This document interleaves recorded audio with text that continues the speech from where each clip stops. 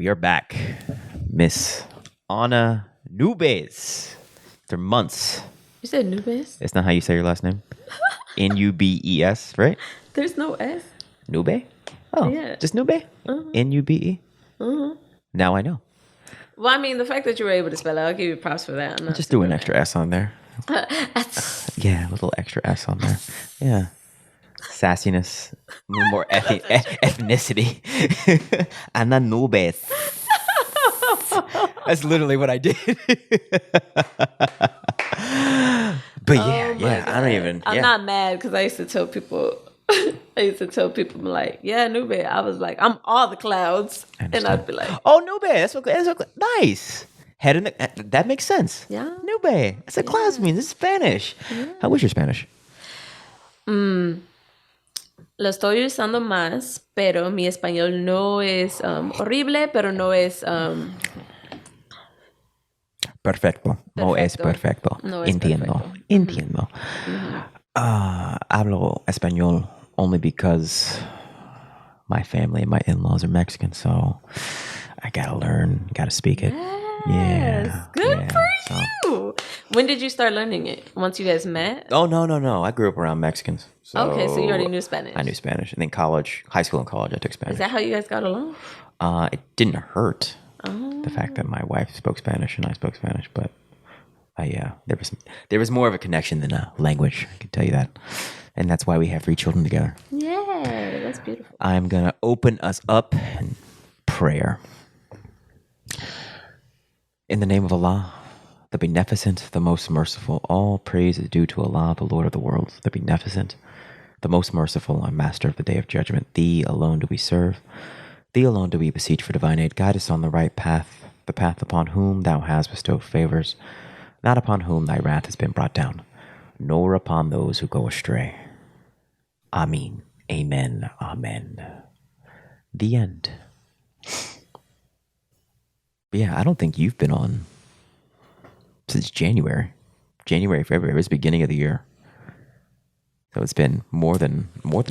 It's been a minute. It's been a minute. I think, yeah. It has been a minute. At the beginning of, yeah. I think it was the beginning of the actual calendar year that you were here. Yeah, back in maybe. It was like within that first week, though. Yeah. Yeah, the new year. We brought it in, though. Yes, we did. We brought in the new year, and then here we are. Damn, almost halfway through the new year. And shit is crazy right now compared to how we started this year and then now, like we were just talking before the podcast. I mean, it's...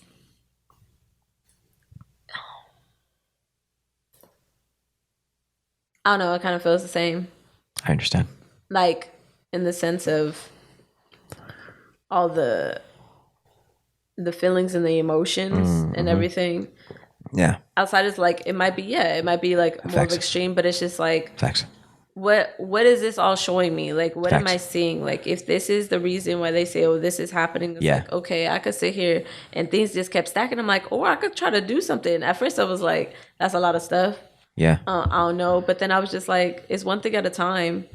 Absolutely. It's one thing at a time. And the only thing that really matters, like you said, is your own internal experience of this material reality of what's happening. So if your internal experience and you're processing things, you're feeling like, if that's constant, then shit really isn't changing all that much, because that's really, to you, to us as individuals, the only thing that matters is how we perceive external reality.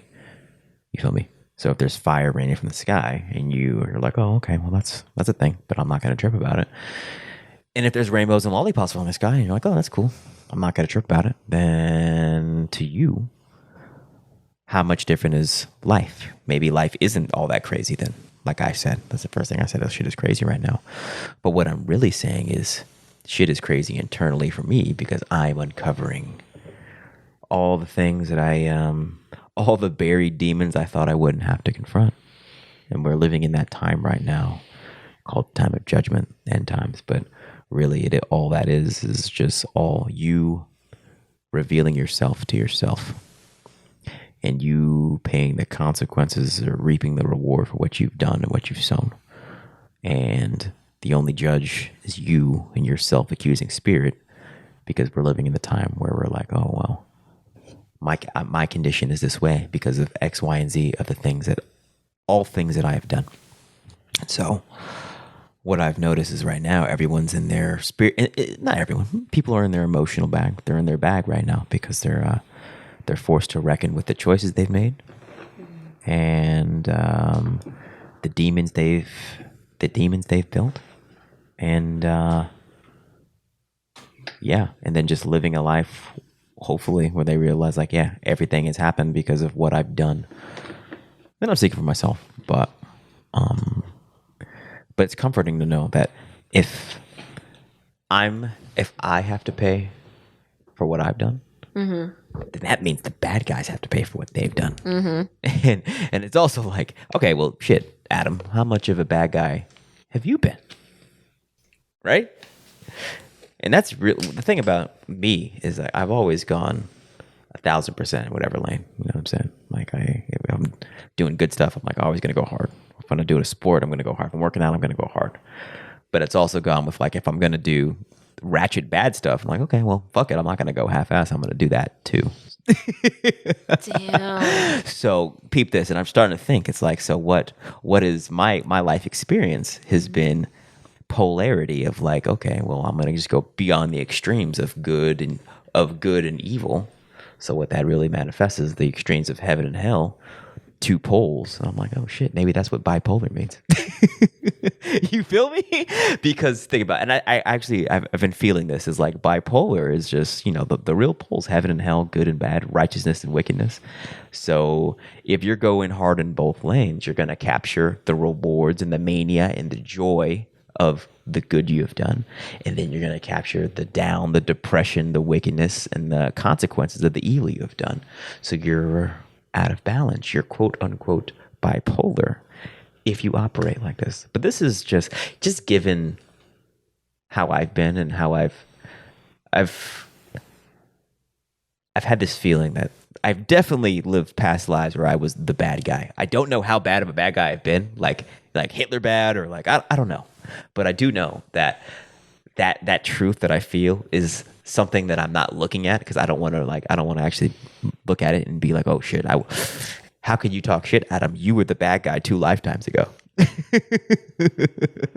You were Hitler 2 lifetimes ago, bro. So how can you ever say anything to anyone else?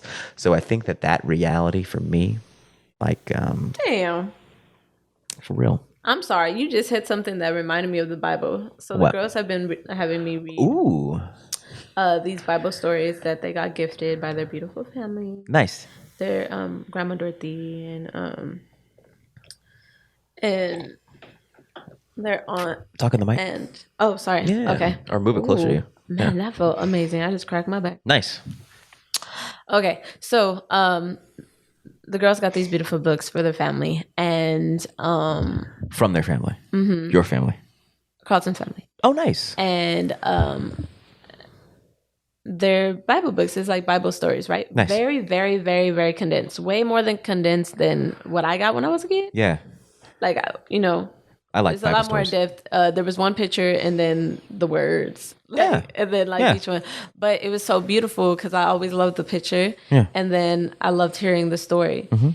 And then it has like the Bible scriptures. So it's like reading through that. There's a couple things that I'm like, and there's certain stories that I like to listen to a lot.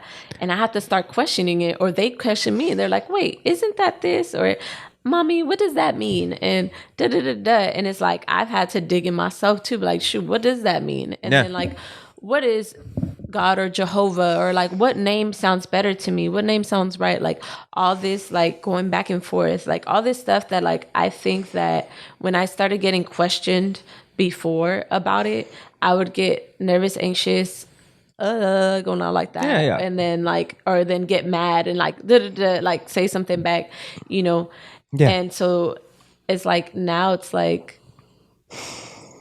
I don't know. I get to dig deeper and not feel all the things like we were talking about, judgment and stuff against myself, so that I was able to like, you know, come out and like, I don't know, really look at stuff like how you saying, like objectively, and it's like I like looking at things objectively. I've also been listening to a podcast. I go off and on, but the times that I need is like, you know, you go in But one of the things she talks about is like, it's so easy to fall off the things of like, you know, being aligned and getting close to Jehovah and stuff like that. Like, or getting out of the place of love.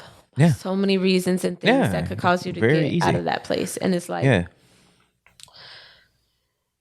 how you need to be practicing all of this while things are good, so that way when things aren't great, it's like you have something to stick onto that's consistent. You know what I mean? And it's like in such an inconsistent time. Absolutely. But it's also like just a reminder. It's like she talks about, you know. So that's a good line. Go ahead. Cling on to God when things are good. That way you're not just using him to get you out of a sticky situation you got yourself into. Hey, he always gonna come. Facts. You know, Facts. that's the daddy. You know what I mean? Facts. Like, that was the example I gave. It's like Jehovah, he's a parent. He's a parent of all of us. And, you know, just like I'm the parent of you and you're the child of mine. Thanks. And then, you know, explaining, it's like, what are the things that I give you and provide for you? And how are you giving back to me? And it's like, because right now, when, you know, if I have to ask you more than once to do something at any given time, it's like, what are you showing me? Okay, so and then the reverse, right? So like they could come to me and be like, well, I tried to ask you and you weren't listening. So I started raising my voice or I started yelling. And it's like that going back and forth, like I don't know if I jumped. I might have jumped. Continue. You started with Bible stories. And now you're on jumping from modes. Jumping out of the mode of love. Okay, jumping out of the mode of love. Yeah. Always being in a place of love. Always trying to find that love. Yeah. Always not trying to find. It's like it's within us. It's always in us. It's being it. Mm-hmm. Yeah, it's difficult. It's being. You got to be it. Being. But that's the thing. Like being. Like when you think of being, what do you think of? When I think of being, be the verb to be, I don't really think I'm just like, oh, this is just what I am. I don't think it's just like, oh, this is just now. Be now. This is what it is. It's now. So I don't think I just like, okay, yeah, be. Oh, okay. Right now. So if I think of anything, it's just like, I think when I hear the word be, I think of the nowness of everything and how everything is happening right now and you're experiencing a different layer of it. So it's my formal answer. I agree. Yeah. Are you going to go anywhere with that? Yes. So many things, bro. I understand. That's why I was jumping everywhere. You're jumping, yeah. And I'm good at keeping tabs because... No, it's very helpful because these are all things that I want to... Hey, bro, my short-term memory... I understand. Look, I'm pretty sure. I need some help with that. Yeah, we all got jumpiness of thoughts, but... So what I was saying is just to touch basis on like the Bible stories, equating the example of being a parent and a child, and in that relationship is the same as like, you know, if you look at Jehovah as your parent and you as the child, you know what I mean? It's like what we go back and forth with God. Like, yes, we go up to him when things are difficult and we ask him to get it out. And because he's our father and he loves us, he's going to pull us out, right? Or put things in our way put things in our path so we could grab and go up, right? This could be looked at a different perspective. Facts. I'm glad you said that. And put things in our way that we perceive as obstacles, but they're just means to go up. They're steps to go up. But if you see them as such, then you won't go up. You will look at them and get mad, and you'll stay stuck. Yes. That's exactly what he puts in our path, because obstacles are necessary to ascend to higher levels. Also, yes, to the whole bipolar thing. Yeah. You said heaven and hell. Yeah. I think if you're considered bipolar, you've lived through hell and you're still here. Exactly. And it's like you're still like grounded, like you're still here, even if it looks like if somebody looked at you and like you looked manic and stuff, like you've been on either or. Yeah. So this experience that you're having right now can feel intense, but at the same time, it almost feels like your reality, and it's almost like everybody else gets to feel that reality in a sense. Yeah. And like so. I don't know. I think everything, like you said, is just a matter of perception, a matter of like thought and focus. Like, where are you putting your focus at? Yeah. And then that's basically whatever. Okay, that's fine. Because I could tell you the sky is blue because I farted. Okay. That sounds like something I would tell my children. I would tell my children. I would tell them that story. Like, Daddy farted and the sky is blue. Yes. Daddy is God. What? And when they go to school, You're welcome. You know the water boy is like, no, I'm the God. Like that whole scene where he's like, oh, what is this? And he's like, Mama told me. Oh, yeah. And then like he slammed him and stuff like that. Like that's a real like depending, on where your focus is. Like you could try so hard. Like, even if somebody gave logic to you, you could look past it. Like, it just would not look like truth. This would be like they talk another language. Yeah. You know what I mean? Yeah. And it's like, all this ties together, y'all. I promise. I understand. So, having that experience and understanding that, the whole parent thing, the relationship with Jehovah, higher source, universe, whatever name, look as that as people use your word. People are afraid of the word God and all the God words people are afraid of, so they use the euphemism like universe. I'm just like, I've noticed that. A guy told me this weekend specifically, like, oh, I don't use the word God. I'm like, why, bro? Why? I'd be like, fine. Yeah, that's okay. I don't know where they come from. I understand. I get it. I don't know where they come from. Let's say this. I'm pretty sure you've had conversations with people and they just could not see your perspective at all. Absolutely. And it's like, it's the same freaking thing. It's just like, none of us is special. How about if you guys would have had the conversation and you just like took it and you like genuinely were like, oh, can you tell me your perspective? Yeah. And stuff like that, how enjoyable that conversation probably could have been. Because you could have learned so much. We put this defense up and then think that it's the other person putting the defense up, but sometimes it's us. It's really us. And it's like, I realize so much more often, like I said, through the experiences, even like, especially with my kids. I spend the most time with them. And after some time, after going through my experiences with people around me, I started to think that it was a bad thing. And what was a bad thing? Like spending so much time, like with your children. Yeah, because I work from home and I'm a mother full time. Yeah.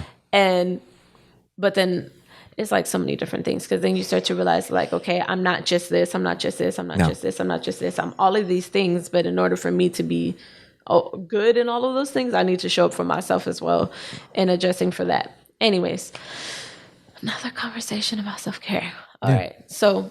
To the parent thing, Jehovah, Yahweh, or like however. Sometimes I mess around with the names, honestly, because I'm just like, what feels right? What feels right today? What links up with me?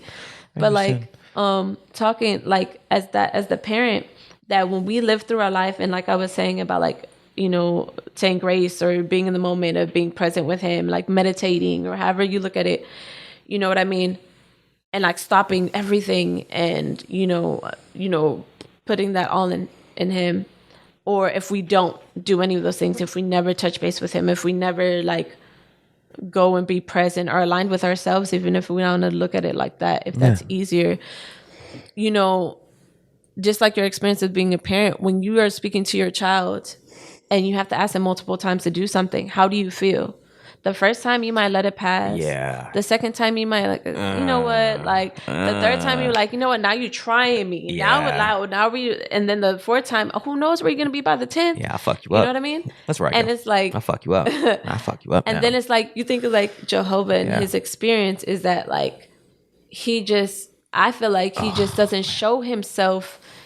Or maybe you just don't find him. Then maybe there's that thing. It's not that he ever leaves. He's always there. It's just like, where are we? Where are we in that perception, that thought, that life, that experience, that this, that real. That we found so much more important than him? Like it's just like we should be able to be there all the time. And if God is love, Jehovah's love, like el amor, like he always there. So every time you go back there, the bro is there, but he never ain't left you. But your perception changed. Now you're like, damn, I see you everywhere. You've been here this whole time. Here, bro. Life is beautiful. Telling me the same message. Oh my God. Life is beautiful. Everything is beautiful. At first it seems that it's not true because it doesn't seem like it's reflected to you. But God, I can see this. But Jehovah, I can see this. I'm telling you to look deeper, look further. Stop. Like, why are you blocking yourself? Just keep going deeper. Why are you so scared? Why are you stopping yourself? What do you think you're going to see? What do you think you're going to find? What's there? It's all in your mind. That's right. It's all in your mind. Imagine just being in the depths of space with nothingness. You hear no sound. But there's people out there that cannot hear. There are people out there that cannot see. There are people out there that can't speak. Yeah. There are people there that cannot live, cannot move, cannot process, cannot communicate. There's so many things that are so beautiful here. Yeah.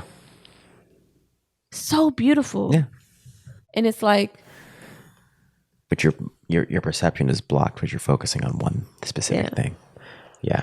No, you hit the nail. You were speaking to me with the once you really framed the whole. I told you 15 times already. You went from us talking to our children to God talking to us. You made me feel uncomfortable because I was like, oh shit, he does the same thing with me. Ooh, how many of those specific avenues of my life has he got? Like, I told you, bro. I told you. Don't make me tell you again. Okay, now, bro. Now I got to put. All right, bro. Now you got to pay. Now you got to. Okay. Now you got to pay. Now you. Okay. Really? All right. So yeah. Is it paying? Or it's an opportunity to learn. It's experiencing. It's like it's experiencing. We're I don't know. But how many times do you need to experience something that you shouldn't be doing? Bro, you know what I mean? That's the part that I keep asking myself. You know how I got myself there? How? Food. Eating food? Questioning why I ate certain food. I understand. Yeah. So questioning why I ate certain food or why I crave certain things at certain times really started to make me. And then like things changing. I'm like, oh, okay, this is the obstacle that I'm having. And then something be put there. So there is no obstacle. Facts. And then it's like, and then something else would happen. And then it's like, all right, what I thought was an obstacle isn't an obstacle. Yeah. Or maybe, I don't know. And then going to like, damn, I don't have obstacles. You know what I mean? Yeah. But it's like, it's not that you don't have obstacles. It's that like the way we process them is differently. Yeah. The way that we go through them is different. So it's like, it's not like you're racing there. You're not racing anywhere. Yeah. It's like, I watched the video about a turtle who could probably live over 100, 150 years. And he's been with his companion for like 25 years. And he's a Japanese man. He's been taking care. He's like, I got him when he was like this small. Oh. And he walks. So not his girl, not the turtle's girlfriend. No, not the turtle's girlfriend. Okay. But he's like, I take care of him and all this stuff. And like, mind you, these things can walk. And just learning about, I don't know, that show was interesting because it was like, it also told me, they're like, yeah, you know, you have to realize that like these animals are important. Like they have feelings. They're starting to show that they could understand and communicate and things like that, right? Yeah. And it's like, and they're like, you know, so like the way we're treating them matters. And I'm like, I was mad at first because I was like, okay. Who were you mad at? Mad at you? No, I was like upset about what was said. It's like, oh, now that we know this, it should be like, you know, we should, you know, they're not just things that don't experience things like we do. Yes. You know what I mean? And At first I was upset. And then I was just like, girl, why are you talking? And I was like, you used to eat meat. Thanks. Yeah. Oh, yeah. Yeah, absolutely. So it's like, it's that same thing. It's like, I don't know, having respect and value. It's not even just like, okay, you eat meat, because I don't know everything before. I feel like I jumped around so much right now. Yeah. It's within a parameter. It's in a parameter. It all has to do with Jehovah. Yeah, exactly. It also has to do with just like when you jump within a range, and it makes sense to what you were talking about before. Yeah. So it's fine. Oh, okay, for sure. Makes sense. Okay, yeah, just like cool. That's like you're going in a direction, but you toggle, but it's going in the same general direction, so it makes sense. Oh, I'm just okay. Yeah, just organize chaos within a bandwidth, which is good. Oh, that's cool. Yeah. So basically, I think it's like I'm putting things in a filing cabinet. When I speak about stuff and I start to drift off and I'll go into something else. That's exactly it's what like the connections, you know, in my brain. It's like boom, okay, but that goes there, okay, that goes there, that goes there. Exactly. And it already starts, and then by the time that like I start talking about, like I'm jumping into the next thing, I was like, okay, got that file, you understood that? Okay, next. And it's just like, that's just basically how my brain is working at any given time. So it's like when I'm quiet, like, you know, I'm just like shooting off, filing shit away. This goes here, this goes here, this goes here. Yeah, but sometimes like you linger too much on stuff and still allow the other stuff to be making noise in the back of your head. But it's like, I think sometimes when you talk and you say things out loud, all the things that are in here, this ain't fast enough. Exactly. You know what I mean? Exactly. Like, I mean, so you have the feeling of like, oh, I better say it or I'll forget it. So you want to put it out there. So I think it's safer to do that than not do it, because it goes away. And that one thought that was amazing that you had that you didn't say, now you can't remember it. That's true. Yeah, that happens. And then I wonder if it would be okay to have gone further into one topic, like specifically if like went more in depth in a particular space. Yeah. You know what I mean? And I think where my mind keeps going is back to the topic of Jehovah and his experience with us. And if the closest thing I could represent to that is you with your parent or your parent with you, and how that experience was. And I think right now we're just in a place that we get to experience both, which is a glorious thing. But it comes with a lot. And it's just like having that, like, there's always a love there. And if I like feel this love for my child, then like Jehovah must feel that for me. Yeah, absolutely. And it's like, and then also the podcast I've been listening to, because I'm like, well, maybe that's just me. I don't like other people. When I used to talk to them about, I felt like stuff like this, like I felt like either got pushed back or people just didn't have anything to really say, or maybe I didn't say it. You know what I mean? Or maybe I just got here and I just thought I was here all along, or maybe I had pieces within me but didn't have the full picture, which I think it was probably that one. But it's like that whole experience is, I don't know, it brought me to here. But I think that there's always any time that you could be with Jehovah. And it's not any particular way. Yeah. And I think that I started listening to this podcast. What's the name of this podcast? Bro. Yeah. Good Morning or God Morning. Not nice. Or Good nice. Morning, God Morning. And nice. Basically it's about Jehovah all the time. There we go. And or God, you know, and love. Nice. Like literally that's, I like find like that is my practice, that I'll fall off of it. Yeah. But my mind will be there. Like I might repeat something that she said, or like be that for somebody else. And that's kind of when I was talking to you about my podcast. I was like, she's my like. Do you know her name? Do you give her a shout out? Oh yeah. Nikki. Oh, don't let me say her name wrong. I'm gonna look her Good up. Morning, God Morning. Good Morning, God Morning. It's good intel. She's phenomenal on so many different levels. Yeah. But she's like, I like to, but when I used to listen to I used to love listening to the ones I would be on with you and like play it all back. Yeah. Or like even the other ones, like even before I came on, I would like listen to you guys and I'd be like, okay. Like I would assess it, because it's like, I don't know, like once knowing Tamu and then like you guys coming on the podcast, and I was like, well, if he could do it, okay, I might be able to do it too. Yeah. And it's like talk. And that's all you got to do is talk. It's not a thing anymore. Yeah. But it's like, is Nikki Walton. Nice. Yeah. Okay, Nikki Walton. Nikki Walton. Yeah. And she's I appreciate her words a lot, but she's studied different religions and thought process, you know. So what she shares, she wakes up every morning at 4:30. Nice.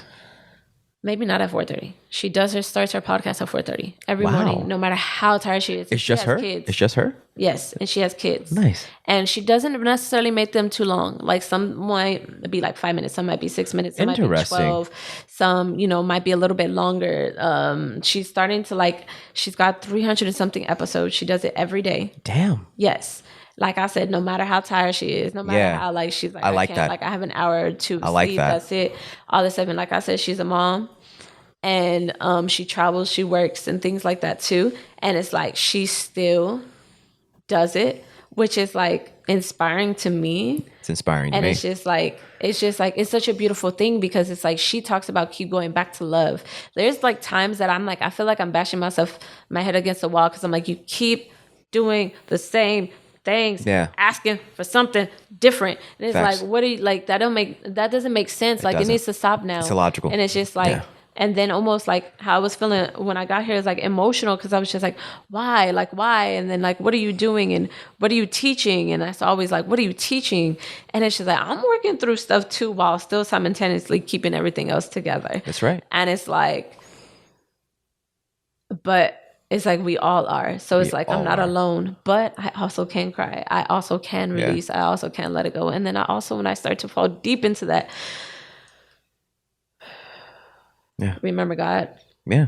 And get back to that place because getting to that place of like feeling all that despair and that heaviness and like there's no way out. I'm just like, if I can't do anything about it, but worry, like you're supposed to give it to God. Facts. So it's like, reading the Bible stories is like studying the Bible by accident because it's like they want to hear it. And I'm like, what kind of foolishness if I turn around and I'm like, nah, I ain't reading that to you. Yeah, no. Versus another book. And it's just like, and I don't even like those books per se. Yeah. I'm like, at least this, I'm like, I feel like we could have a conversation. Like the other one, like, I don't know how I feel about it. And I'm just. Which like, stories do they like? Which Bible stories? I love Bible stories. I do too. I loved them as a kid. Stories. Yeah, me too. I love they were like, they were legit. I'm telling you, the yellow book. Did you use the yellow book? I don't know what that is. What is that? Is that a yellow Bible? It's like for children's stories for the Bible. Oh, no. And it's beautiful. To me, it was like the most glorious thing. It's like, I would study that. I'm probably going to go and find one. Probably ask my grandma. I really like my grandma. She's the one that like, read them to us. Nice. Now just read it. And it's like, I get to, I don't know, just to experience. What I'm saying is that, bro, I know I jumped around a lot and I've appreciated every single minute of it because it's helped me work out so much stuff. But I do want you to answer the question of which Bible stories do your children like? Yeah. Okay. Jump around all you want. Okay, I want jump around all the time. Yeah, okay, so David and Goliath. Like, yes. Okay. We did like that. That was actually one of my stories too. They had me, let's say this, I don't know if they like it or they're just like trying to figure it out. I understand. So it's like, they want it again. All the stories, I think it's like more they want to hear it again. They like the one with Martha who cleans Jesus's feet, if I'm not saying her name. Martha? There's a Martha in the Bible? I could be wrong. Stop. I might be wrong. I don't remember. Yeah. I'm not good at I remember Jesus getting his feet cleaned. Ruth and Mary? No. Mary Magdalene? Mary Magdalene? I don't know. I'll check it up. There's this one. I think the thing that gets me is whichever one where she wipes his feet dry with her hair. I understand. Do you know which one that is? I remember that happening. I don't remember the specific characters in the story and how it started and how it ended. But when you said it gave me good feelings because I remember liking that story. But I don't remember what happened. Okay. Yeah. So, but your children like that one? They like that one. Or they've had me read it a few times. And then the other one is at the beginning now with the ark. And it's been very interesting. Oh, that's what I was tapping into, is appreciating that. So today, I was telling you about, like, you asked me how the day, what did we do? Yeah, I said it was like a lot of learning. So I said, we're moving. We're packing, but in the sense is like I'm packing and unpacking or unpacking and packing type of situation. Because everything externally, like in me, is like an unpacking right now. Yeah. And a packing up as well. Yeah. And it's like, I have learned so much in this experience. Our kids have learned so much from this experience. But it's like, I know that there's a lot going on for all of us. Absolutely. And it's like, coming to that place has like allowed me to start giving myself grace, but also correct myself and not be so stuck in like how bad I think I did or how not great or how I made mistakes. But like even in that moment, correct it, even if I think I was like going too far or doing too much. You know what I mean? In any given part of my life, like this year, I feel like I started to notice the things that I was putting energy into, whatever the energy, and how that was impacting my surrounding life. Yeah. And before, things that I would have taken as something as painful, hurtful, people leaving me behind or whatever have you, or negative upon myself in some shape or form, I've started to re-acknowledge and take my part in it and my perception of my thoughts by going to places by myself. Yeah. Which was always so hard for me before. You couldn't do things by yourself? I mean, I did, but I didn't feel like it was by choice. It's like I felt like I was forced into it. It's like I didn't come into my own. It was like, okay, I'm gonna be on my own. Like, I'm a child of 6. Like, you know what I mean? Like 7, 9, 10. But I'm a child of many. Yeah. So like the thought of just being on my own, you know what I mean, by choice, kind of seemed crazy at the time. I don't even think I thought about it. So it's like now it's like even find myself like not even being upset or like overwhelmed, but like processing all those feelings and realizing that like I'm stepping, like something that Tumu said, he was like doing yoga. He's like, look, when I stepped into yoga, I stepped into the deep end. That's not the way that's recommended. That's not the way it's taught. That's not this and that. Do what feels right for you. But like normally people start at the beginning. I jumped into the deep end. Yeah. And it's just like, I feel like you ever just feel like you throw yourself into the deep end so you could come back out, because you're just like, I ain't got time to be sitting and wasting countless of moments. Yeah. Right? Countless moments trying to go through this when I could like be here too and be there. Like, it's just like being, right? Like just being. Like, this place could look either like hell or heaven to someone. Facts. Anyone. Facts. You know what I mean? Facts. And it's like, and it's not just what's going on in your life. That's right. But in your mind. That's right. In your mind. That's it. So it's like, that's all this experience that we're talking about judgment, we talking about all this type of stuff, is just like, it's your perception. What does it look like to you? What are you afraid of? Facts. Why are you afraid of that? Yeah. And having to ask yourself that question, right? Mm-hmm. Every time you start getting great, why you pull yourself back? Facts. Ooh, facts. Right? Yeah. Everything is here. That's right. Everything is here. That's right. You didn't need to go out nowhere. That's right. It's here. That's right. How many times have you gone to the restroom and not looked at yourself in the eyes? Mm. How hard is it to stare at somebody else's? Like, I used to judge a lot. Yeah. And I had to recognize, like, where is this coming from and why? Because I was judging myself. Ah, boom. And people judged me. Yeah, exactly. And I learned. But I also was taught other stuff. Mm-hmm. And I also could learn new stuff. That's right. So it's like taking all these different things that I felt were probably a negative, right? And switching them around into a positive. That's right. Because it's like anybody could say like something simple. Oh, look, they're so poor. They ain't got money for new shoes. Yeah. But in the long hand, it's like you're also not purchasing a whole bunch of shoes and wasting the material and using the material and then getting a new pair, even though you got a pair, and then keep going. And the countless of people don't have shoes. There's countless of people that are working to make those shoes. They ain't making nothing and can barely feed their families. Very true. But you ain't got the freshest ones. You know what I mean? So it's like, it's a matter of like perception with everything. That's right. You know what I mean? And it's just like, it goes in all different formats. And every time I start to be like, well, if you think positive, then if you believe that to be true, this could be true too. That's right. Right? And it's like there's a balance to everything. That's right. So if you think that all of what is the balance, because I don't know, like especially being here, it's like that teeter-totter.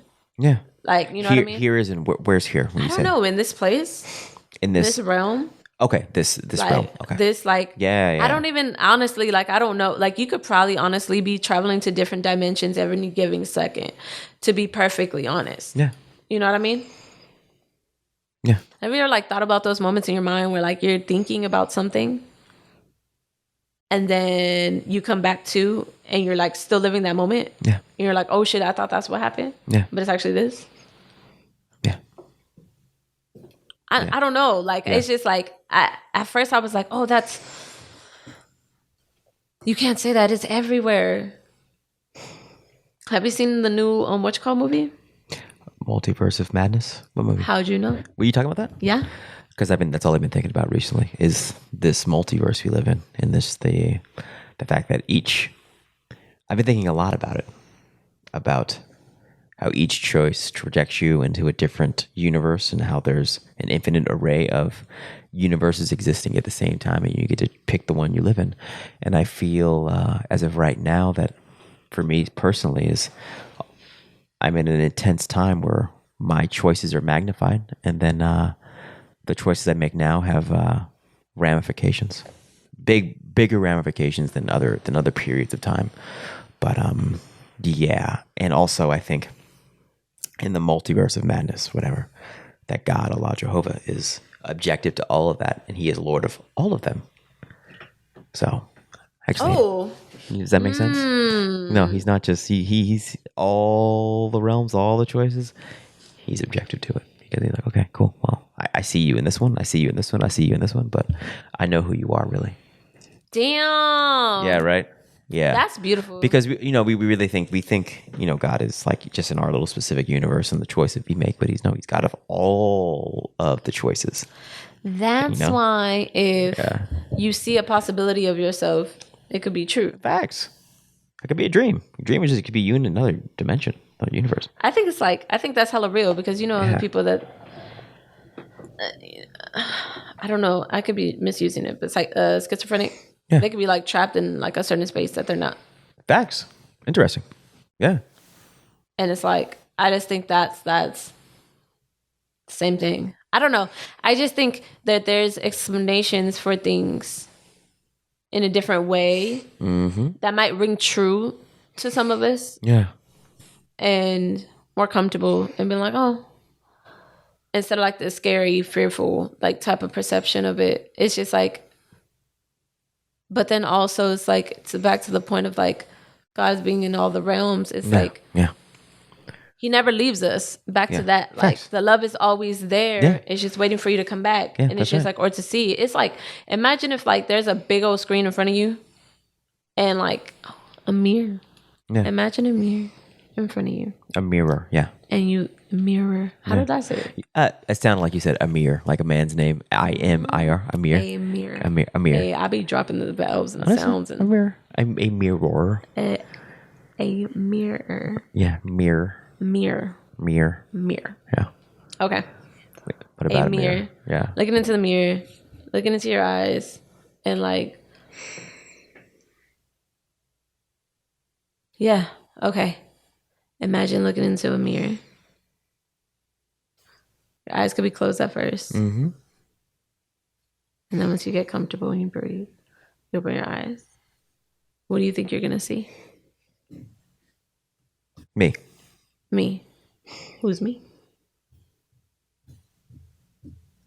Like, what if God is always in front of you, but we're putting Him to be something else that He's not? Yeah. And the same is, let's say like the Krishna. Yeah. The Uridic. Sanskrit? Yeah, Sanskrit, like that. Yeah. How is that word said though? Krishna.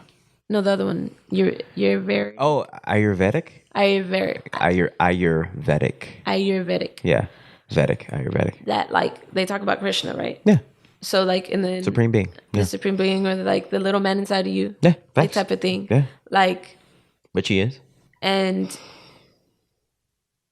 if that's always like in you, like that's what you should be seeing reflected back to you. Yeah. If you're seeing otherwise, like you have to ask yourself a question. Mm-hmm. You know what I mean? And it doesn't have to be bad. Like it doesn't have to be viewed so negatively. Yeah. You know what I mean? It's like, but also it's like you have to face, and I think when you look in the mirror, like you have to take accountability. Yeah. You know what I mean? Yeah. Like you could look at yourself, but are you looking in your eyes? Like you ever just look in your eyes? Are you confronting yourself? Yes. Yeah. Because they say like journey into somebody's soul is their eyes, right? Absolutely true. So it's like,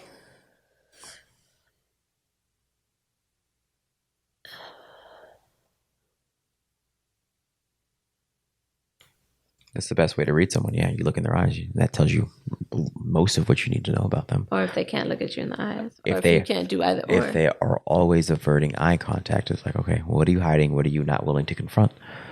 Yeah, so. Like. Always things to be mindful of.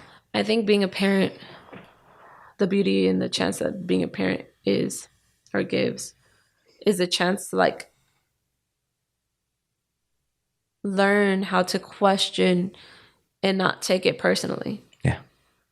And that is something that I'm actively learning and implementing in my life more and more. And not just as a parent, but to myself, extending it to myself and extending it to others around me. Yeah. Man, so many things I learned. Because even today, like, I was watching something and they were talking about, like, you know, it's starting to feel like, you know, I used to think that you used to just pop off. And I thought it was cute and charming that you used to speak your mind and stuff like that. And it's like, now it's just like, it just feels like you like being angry. Like, you just like just jumping at things and stuff like that. And I started thinking about it. I'm like, do you mean you? Are you talking about yourself? It was a show. Oh, okay. And that's what they were talking about. Oh, okay. It was a husband and wife. And then, like, I was like listening to it and I was like paying attention. And my daughter was like, why are they yelling? And I was like, they're talking about something. What are they talking about? This is what I'm saying. Like, I don't normally like watch TV too much. Yeah. And it's like a soap opera? Basically, you know, it's all drama. Yeah. So, you know, sometimes you watch drama to kind of get away from your drama, but it's like a little funny, like comedic relief, and things get resolved at the end. You're just like, okay, I could be okay, you know, stuff, problem, things resolved, and then, you know, you could start kind of attributing that to life. I think sometimes I go to it for that reminder. Well, I even let them watch some stuff, right? It's about the animals. Yeah. And things about the animals. Yeah. And how they had different episodes on different things. I remember the one about communication between animals and humans, and intelligence. And a couple of things. One, the intelligence one is they showed rats learning how to drive those little cars. Yeah. Learning how to drive those. And it was a training, but the fact that they were able to learn and adapt to the training is impressive. Nice. But they all communicate with each other. Yeah. And also remembering things are wild and things existed before us. Yeah. And you know what I mean? Or even with us, however that happened at the beginning.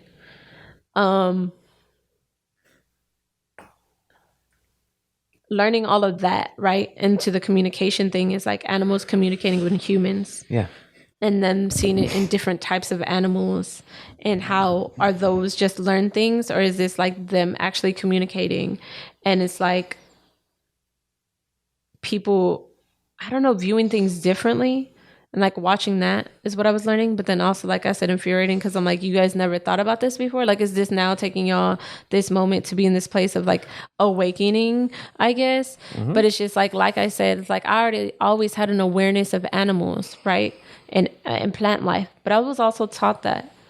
But I think innately, like, it felt good to care about people, things, you know, all that type of stuff. But I'm like, but I ate meat. Like, I tear up some chicken, you know, maybe some eggs. I don't know. I don't remember. But like meat, like, you know, even beef, like, you know what I mean? Like, I used to like F some stuff up. But it's like, so in that part, it's like looking at myself, it's like, well, you can't judge other people for still being in that space. No, or if they're still learning, or if they're just now learning. The fact that people are learning is a beautiful thing. Facts.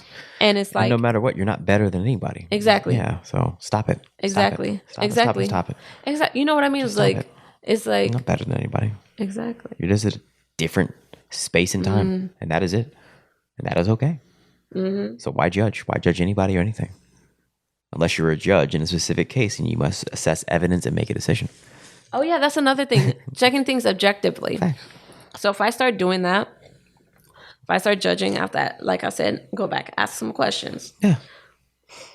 like with my kids. I understand. Or even with Jehovah, I used to think that it was like so bad for you to question or ask a question to Jehovah. Yeah. I used to be so scared too. I'd be like, once I started asking, I'd be like, oh, so sorry. I am so. Yeah. And it's just like, honestly, like I feel so much more closer to him now. Yeah. Like asking questions or throwing out stuff. And it's like not in like not in disrespectful manner, but like, I don't understand this. Like, can you explain it to me? Like, I don't get it. Like, if it's supposed to be this, then why is it that? You know what I mean? And that is not the relationship I have with my dad. I understand. So it's like, I think it's like, so man, just ascending on so many different levels. You weren't to question your father? Is that? Oh, no. I understand. Adults. No. Yeah, no. Yeah, you know what I mean? And it's just like, my kids do. Yeah. And I'll tell you, sometimes. Because I fucking said so. Right, bro. Sometimes I get that, but sometimes I'll be like, "Are you for real?" Like right now, all the times I answer, respond, show this, show that, work on myself, try to do better, have all the patience. Are you gonna try me right now? Yeah. Come on. But then also being like, well, why is this so triggering? Is this the same moment that you were having yesterday, but you were in a different place, so it didn't bother you? Like, what is it that's going on around you that's making you react this way? And then you talked about extremes earlier. It's like if I'm gonna do this, I'm gonna do it. Like I'm gonna do it 100%, right? Yeah. And it's just like, it's almost being in that extreme, like, and it's just like, I don't know. There's just so many, I guess. So many just valuable lessons. Even like I said, jumping from this to that in my mind is like all these different connections, and coming back to now, it's just like to this moment of me talking about them. It's just like tying them together, and it's like made my like heart rate drop because it was beating. Like I could feel it beating, and it's like now it's like I could come to a place of calm, which reminded me of the turtle that I was trying to explain to you in the man in Japan. Yeah. Is that they said that a turtle heartbeat raises at 6 beats per minute. Wow. And they could be exerting themselves. Yeah. And this man is like, he has taught me so much. He's taught me to lay back. He's like, even if I'm cruising around, he's like, I don't rush him. He taught me to like slow down. Yeah. Take it like, and he was like, he looked like a monk. I could be wrong, but he looked like a monk. But he's like, we live in the city, so you know, these turtles can go, bro. They could, I think. Oh, don't quote me. They could dig 250 feet. And they live normally in the desert, hot or harsh environments, and could go, I believe, I could be wrong, 25 miles in a day. Really? I could be wrong. Wow. And he has had this turtle for 25 years, had developed a relationship. He's like, I know he's going to outlive me. And because he's like, oh, I take care of him, I do this and that and stuff like that. So I know he's going to outlive me. And he's like, I guess that's where like his nervousness comes. I understand. You know? And I was just like, one, that's such a beautiful thing because I love it. And I was like, man, I want a turtle. Like, I want a long companion. And I was like, girl. Stop trying to get a dog. Stop trying to get another pet. Like, let's just settle. Maybe later on, like, I just want to be able to, like, have attention for it. Because right now, I think, like, it's very imperative for me to get myself in order. Yeah. Totally and completely. And, like, get to know myself. I understand. Like, not in, like, a rush base, but, like, get to know myself and, like, value myself and enjoy myself. Yeah. And in that sense, it's like being. Yeah. You know? It's being. And in every moment, no matter where I am, and like always just feeling God. And it's like, because I want to teach that. Like, in order to teach that, you got to be that. Exactly. You got to be it. Because people will see it. That's it. Exactly. Then you don't have to preach because people are like, okay, what are you just are. You ain't you being. I ain't gotta teach nothing. I just gotta be. Just gotta be. Wow. Gotta be. Thank you, Trevor. You got and me. Then people will see it and they'll be like, they may not communicate it as such, but like, oh, that's God. And that's really what it is when you be God. Fold into his essence. Be that. You said that it had been a long time. Yeah. Since we got together, and that you've like slacked off and stuff, but I don't feel like you have. Slacked off in what regard? What did I say? Oh, okay, maybe you didn't. You slacked off. Yeah. You haven't had as many episodes. Oh yeah. No, yeah. Not as rigorous and consistent as I have been in prior. Yeah. But I feel like you're right on time. Yeah. Like I feel like I could have rushed myself all those times ago to have come. Yeah. And these episodes happen when they're supposed to happen. I definitely believe so. Oh, absolutely. So I'm not tripping at all. I'm just like, okay. There are periods of time when I'm not popping them off like 1 or 2 a week. And they're like, okay, 1 every 2 weeks, 1 every 3 weeks because of X, Y, and Z. But it's okay. As long as you're working on something. Exactly. I'm working on something. Always working on something. Exactly. And you got a master's tournament hat. Yeah. You a master? I'm a master. So I got it. Good observation. I am trying to be a master at life. Word. Trying to be a master. It's not because I like golf. It's because I like the fact that there is a master on my hat, and it shows you my intention, and you can see my intention. But yeah, always working on something. And it's okay. Well-rested herbal tea. Yeah, is that what we're drinking right now? Oh yeah, we are. Nice. Trader Joe's well-rested herbal tea. Yeah, I feel pretty good, and yeah. But I like. I want to get back to why you brought up Multiverse of Madness, but I also want to comment on Nikki. What's your last name? Nikki Walton. I like her vibes. I haven't listened to her, but I like the fact that she wakes up every day, no matter what, and does it. I was like, okay, I feel you, sister. And you talking God? And you talking to God talk, bro? That's what it is, bro. That's like what it I is. mean, Because like, God's always there. Yes. God don't got no damn excuses. He's always there. Yes. What's your excuse? I ain't got no damn excuse. Yes. Bro. Yes, Yeah, and like in such a beautiful way. Yeah. I think it used to hurt me when I used to hear people be like, "Oh, you got to do this because God's gonna punish you," and it's just like, so I'm only doing stuff because I'm afraid of getting in trouble. Like, I'm like, I don't understand that. Like, that doesn't make sense. And it's just like, then that's not genuine. That's not. You know what I mean? And it's just like, but like I said, it was my relationship, physical relationship that I acquainted, and the things I would hear that I acquainted to that relationship. And this relationship is completely different than what I remember being told. You know what I mean? But then that's not necessarily true because something sparked it. So it's just like, I don't know. It's just to be in so many different places at one time. And talking about the multiverse and stuff like that. I think we're always in so many different places at one time. Facts. Or maybe some of us. I shouldn't say we, like, it's everybody, but I think for myself, I'm in a lot of different places at one time, most time. And I realize now I want to be in one place. I understand. At one time, because it's like. And peep this, I'm glad you mentioned like the multiverse effect, that you are in multiple universes at one time, but you are still you, that there could be things happening in other universes that are so powerful and impactful that it affects you in this one, like a nuclear war or something like that. And I say that because I've actually had that experience. Like when I was going through my ego death and spiritual awakening, it felt like, okay, there was parts of me that were getting nuked. And I was like, oh, interesting. We are connected to the whole entire world. Nice. So I'm like, there are people that are experiencing those things. Exactly. So it's like, if we're feeling it, it's feeling it somewhere. Maybe the people don't even look like us. We just got to look in our eyes and we see that is like this us. But it's just like, that's one of the things she talks about too. Is like, everybody is you, and this all there is and that exists is love. That's it. That's it. Like the back of your computer kind of reminds me of that. It's like, if like you just space, look at that light, just light. Yeah. Just like that light. Like my sister, she told me such a beautiful dream, and I thought she was like, I was like into it, but I was like, I still had so many questions. But she talked about like seeing everybody and us like reaching to each other, but not with like our hands, but like from in here, like our spirit or like our soul or our light inside of us, like and that's all we were. And it's just like, but it's like I had seen that, something like that looked like smoke, 2 different color smokes. Yeah. Probably like galaxies intertwining with each other, or like something, and dancing. Yeah. And it's like,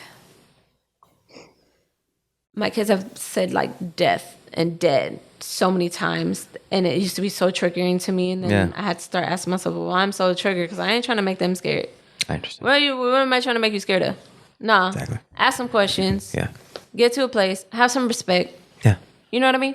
Have some respect. If you can have some respect for yourself and everything else, like, you good. And it's just like but ask the questions. Because it's like, once I started asking questions, I started to learn a lot about myself, started learning a lot about the world. I started learning a lot about my connection. I started learning a lot about Jehovah, like God, like what it represented to me, what it is to me, how I feel, what does that experience feel like, and like really go in depth with those moments. And even when I was sad and my lowest, and I was like, I don't know how I'm ever getting out of here. I can't. And you feel like you're trying to climb out of a hole that's never ending. And then it's like, yeah. And then it's like you give up, and then you're here. And it's like, nah, he didn't leave me alone. Like, you know, like they're so, like, one life is so valuable, and I'm sad for the people that didn't get the chance to see it. Yeah. See what? I don't know that. Maybe your dream? People have. The dream? No, like how valuable life is. Or like, I don't know, like experience love, experience a reason to be here. Yeah. Like, I think this is all supposed to be a really beautiful experience, but then we thought that we were supposed to be doing more, so we started doing the most. Exactly. Ooh, and it's like, and then we forgot. And then we forgot. And then we forgot. We forgot. And it's like, we're not that old. No, we're not. We forgot. We're not that old. We're babies. Yeah. We're all babies. Facts. This earth has been here for how long? We're babies. They say how many things existed before us? Babies. I understand. We're learning. Yeah. But like, you have so many plants in your home. This is true. You know what I mean? Like, say we live 100 years old. Okay. And these plants somehow, some way got into deeper soil. Could I grow this home?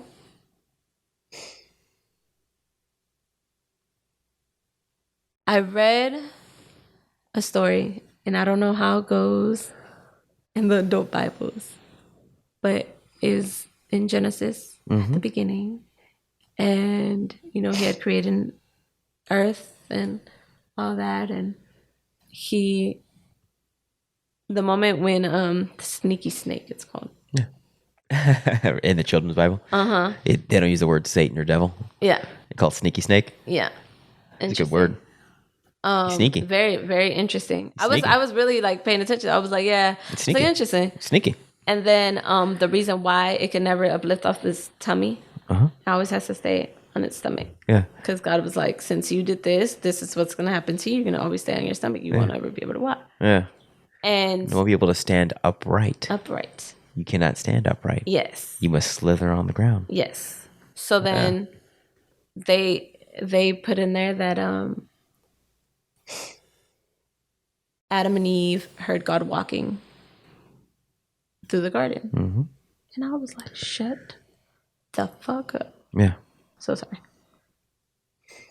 They heard God walking through the garden. They got to see God. Like, I was like, what? You were jealous of them? No. I was like, I think in a place of shock, in a place of wonderment, in a place of like, how would that feel? How would that feel? What is that moment?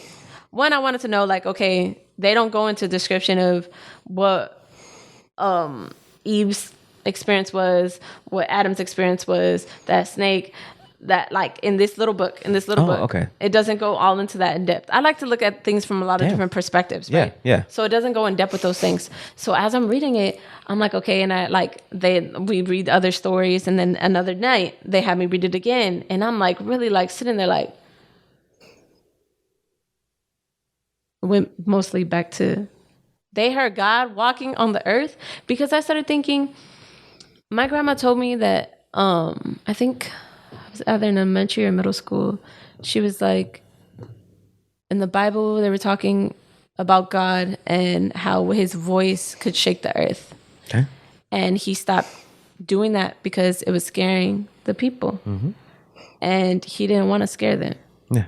So he started using people, you know, like prophets and things like that to speak for him. I understand. and he would use different things like a burning bush, you know what I mean? Or he would like, you know, how, I'm gonna get better at these names, but I'm appreciating the stories. Moses. Okay, it wasn't Moses. It was another man, but he was able to do something similar. He had his cloth and he like hit the water and the water parted. Oh. And he was walking with somebody, Josiah, or Isaiah, and it's spelled differently. Oh. It's like one ends in SHA and the other one I think ends in a different way in the story. But their names are Elisha and Elijah. Okay. Elijah. So like is that story, right? So then Elijah, if I'm not mistaken, he's the older one and he loves God and he's been with God and stuff like that. And he's talking to Elisha, who was like, I think a farmer or something. And they end up talking and Elisha ends up learning from Elijah. Yeah. And, you know, Elijah knows that God or Jehovah is going to come for him soon. And so he asks Elisha, what is something that you would want? What is something that you need or that you want to ask from God? And what he said, he's like, I would like him to give me, I think, half the wisdom that he's giving you. And Elijah gets escorted by a chariot and goes to heaven. And Elijah gets inspired. I think he like ends up like having a beautiful life. He ends up being like a beautiful king, if I'm not mistaken. I could be reversing the stories. But Elijah was the one that was able to part the water with his cloth. And my kids were like, oh, mommy, he does magic? And I was like, no, that's not magic. No, that's not what we call that. That's, you know, God gave him, a power. And then I was like, you know, he gave him, you know, something he could control. And I was like, I don't know how to, it's kind of like it's a magic. It's magic. Magic. Yeah, like, she described that. Like, magic. It's magic. Yeah. And I was just like, but I grew up fearing that. I grew up, you know what I mean? It's devil's yes. Magic is for the devil. Yes. And it's just like, but what does that mean? You know, and that's why I asked you that question earlier. Okay. So my whole point in this whole thing has just been like all these different lessons and learning throughout this one day. Yeah. Right. Just this one day. And like all the different things that I'm probably thinking before that transition to this day, but also taking this day to like sit back and realizing things that needed to change and alter. And my things that needed to change and alter for myself was my perception of things, how I internalized and took things. Yes. You know what I mean? Okay. Whether that means riches, whether that means life, like lifestyle, whether that means family, whether that means communication, whether like whatever that means, or for myself, what do I look like? What is this? With success? All these different things has shifted and changed and got shaken up with all the what we would probably consider normally as chaos in my life, physically in my life. And it's like, it could also be like, oh, there was chaos in your mind. And it's just like, but it's just like, it's just a shakeup. You know what I mean? Like, you have to get your footing back. You know what I mean? You have to come back. It's just like, you have to shake it off. You got to shake it. You know what I mean? It's just like, there's so much going on at any given moment. I just think like, if you know your body, how your body physically works, you don't have to sit here and think, breathe. Thanks. Take a deep breath in and take a deep breath out. I think that's why some people start talking jokes and saying stuff when they're like, go to yoga or breathing, and they're like, I know how to do this already. But it's like, do you? Because if you caught how many short breaths you took instead of long breaths, and you caught how your body reacted to those moments, and you caught how you mentally perceived that moment through the way of your reaction of your body and stuff like that, it's like you're naturally instinctual, right? Unless you have made yourself not get tested at all, right? Yeah. No, you never been tested. You ain't never been tested. Nobody has been tested. Hey, there's some people that they consider privileged have never been tested. But I have to say that I do believe people have been tested in different ways. It's a different way. It's just, we just don't perceive it as that. As a test. You know what I mean? It ain't, well, you didn't have it like I had it. You had it, but it's just like, bro, it's like, it's we're tested, but our tenacity, our ability to change and alter and fix and be a chameleon and like alter and all this stuff is like such a superpower. And it used to be as such a thing so negative. I remember when I was watching something about like, you know, hooked on phonics. Like I remember being hooked on phonics. and, you know, going to school and hearing about ebonics. And I was like, what the heck is ebonics? And they were like, oh, that's what we speak. You know, they say like how we speak is ebonics. How we, our slang and stuff like that is ebonics. I was like, the heck? And it's just like, all it is like the sounds, you know, being pieced together, and like how these different things are being pieced together, and like language, you know what I mean? Yeah. And it's just like, how, and us, what is that word? Code switching. Yeah. And it's like, they started to think like, say like a child knows multiple languages, right? At home they got spoken Spanish, in school they get spoken English. So they used to take it as, if a child went to school and they're supposed to be learning English, they could only talk English, and if they spoke Spanish it was bad. And they started to think because maybe they didn't write as fast, or they didn't do good on the test, or they didn't understand something, that they were slower, and they needed to be in the slower classes. They needed more of this and that, right?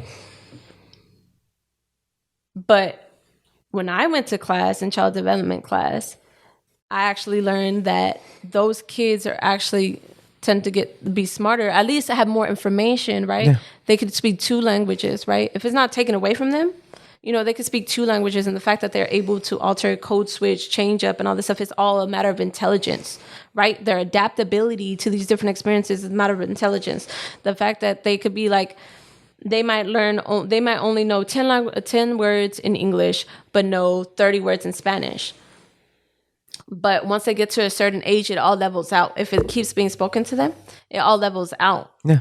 And they can speak altogether this many words. So that, you know, they could go to a class and the teacher only teaches them. They don't have a person that does IEP and all that type of stuff for them, right? They just go to class. The teacher's like, well, they're slow learning. They don't understand this. They don't understand this. They could only say 10 words, right? Yeah. And they're in kindergarten. They should know at least this many. Or they're in first grade. They should know at least 30 words. Yeah. And it's like, but then it's like not equating that they have a whole nother life, and they know they could have a whole conversation with their parents at home. Yeah. And probably even read a couple words. But because in this experience over here in school, they were only able in English or another language to only do 10 words, they got put in a lower class. And because their parents can't advocate for them because they're either afraid of being deported or don't speak English well enough, their interpretations might be off, whatever. Yeah. They're working too many jobs, stressed out, whatever may have you that's going on at home. They're not there, and they're not able to advocate for that child. Now that child starts to think that something's wrong with them, that they're not smart, they're not this and that's not that. So in school, they just start like, you know, depreciating, maybe drop out of class eventually, or go to class less or whatever. Or like you might have those kids that like keep going, right? Depending on how they are and who they are. What's going on at home? What type of supportive parents they have, if they have people advocating, if they just advocate for themselves. Like all these different experiences add up to us. And in any one of those given moments are all happening right now. Yeah. To any given person. Right now, as you're sitting right there and I'm sitting right here, we are both having life experiences. That's right. Right? So these are different realities. These are different dimensions. Yes. Right? Because you still exist even when I'm not here. Thanks. Right? So it's like in this moment, a whole nother life is happening all simultaneously, all at one time. Facts. Right? Facts. And in that case, it's like, and God is in each and every one of those. All of them. He is all of them. Yes. Facts. And I used to try to figure out this whole thing when they talk about reincarnation. And I was like, how is that possible? And then in that, it's like, how is that possible on a couple levels? How is that possible? Because there's way more people than just one person. And I was like, so we just keep making love with ourselves? And I was like, but we all angry, we all mad. Like, I don't understand. And then there was a fact that's like, well, if you lived before, why do we keep making the same mistakes? Or like, you know, it's just like different questions. It's like, okay, well, why don't you learn? And why don't you do this? Or, so would you be able to know yourself if you saw yourself again? Or are there a bunch of different lives that came here all at one time and they were all circulating? Like, what is it? Are you having all these simultaneously experiences at one time because you're this magnificent, multifaceted being that you could actually transform? Yes. Actually transform. Like they create AI after us. So it's like if AI could be in a billion, gazillion places at one time and still process everything, like, is that not us? What can you do? Like, so it's just like, and they say we only use maybe 10% of our brain. Maybe, yeah, maybe. Maybe, and that's not all of us. Yeah. You know what I mean? And it's just like, there's so many things that are happening all at one time. We live in space. Yes. Floating. Yes. Facts. Maybe falling. Facts. Being pulled by gravities. Mm-hmm. Or big stars. Facts. And? Sometimes I'd be like, are all these different like planets like all God's joints and stuff like that, or is it just like a piece of like the electricity that goes to the brain, or like what part of God are we? What part of God? It's a good question. What part is like? Are we His big toe? Like, it's a good question. Like, but everything starts within. Speaking of Ayurvedic, they answer that question about which. Tell me. I don't remember the answer to it, so I'm not going to answer it. But it's like this realm of galaxy. Want to go pee? Yes. Go pee. Go. I should have just said, excuse me. Yeah, go. But I want to hear what you have to say. But do your commercial or something. Yeah. I was like, I want to.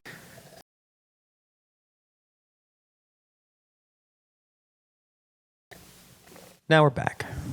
You had your break. Congratulations.